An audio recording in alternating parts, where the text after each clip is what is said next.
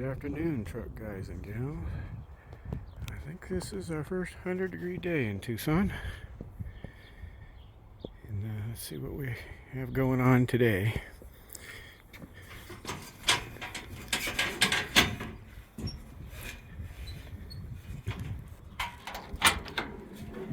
So, looks like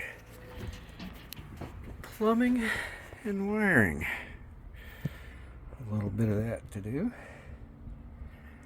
And I'm guessing that the air lines should all go in first because the wires are more flexible. It's easier to pass the wire harnesses past the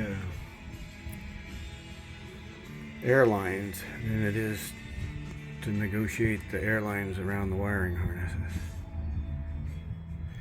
So here we've got that stuff in position. It kind of has to go there where I can reach it from the driver. And yeah, that'll keep me busy for a while. Talk to you next time.